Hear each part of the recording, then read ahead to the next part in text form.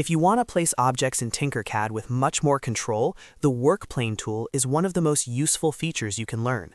In this video, I'm going to show you how to use Workplane in Tinkercad step by step so you can build on any surface, place shapes exactly where you want them, and reset everything back to the default grid when you're done. This is a huge time saver when you're designing detailed models, adding parts to angled surfaces, or just trying to avoid manual alignment. If this video helps you out, make sure to hit the like button and subscribe for more easy tutorials just like this. Alright, let's jump in.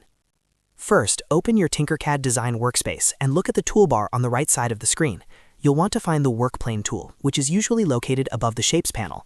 You can also use the keyboard shortcut by pressing the W key on your keyboard. That shortcut makes it really fast to activate, especially if you use it often. Once the Workplane tool is selected, your cursor will change and you'll see a small grid attached to it. This means Tinkercad is ready for you to choose a new working surface. Now move your cursor over the face of any object already in your design.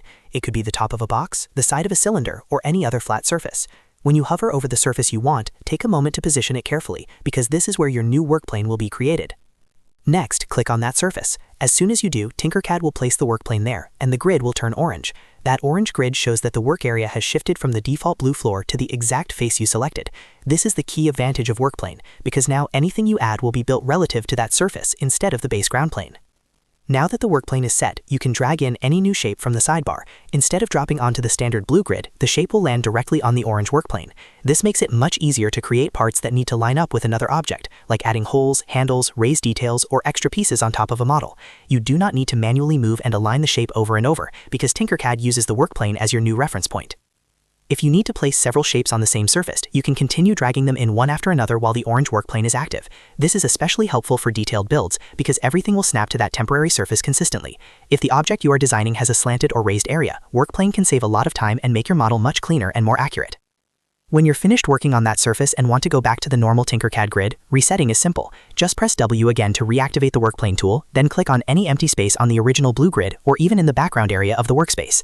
As soon as you do that, the orange grid will disappear and Tinkercad will return to the standard blue Workplane. That means you're back to the default layout, ready to keep designing from the main floor level. If you ever feel like your shapes are landing in the wrong place or your workspace looks a little confusing, resetting the Workplane is usually the quickest way to get back on track. So to quickly review, select Workplane with the icon or the W key, click the surface you want to work on, watch the grid turn orange, and then drag in your shapes to build directly on that surface. When you're done, click the blue grid again to reset everything back to normal. Once you get used to it, this becomes one of the easiest ways to design smarter in Tinkercad. If this tutorial helped you, please give it a like, subscribe to the channel, and turn on notifications so you don't miss the next Tinkercad tips and tricks video. Thanks for watching, and I'll see you in the next one.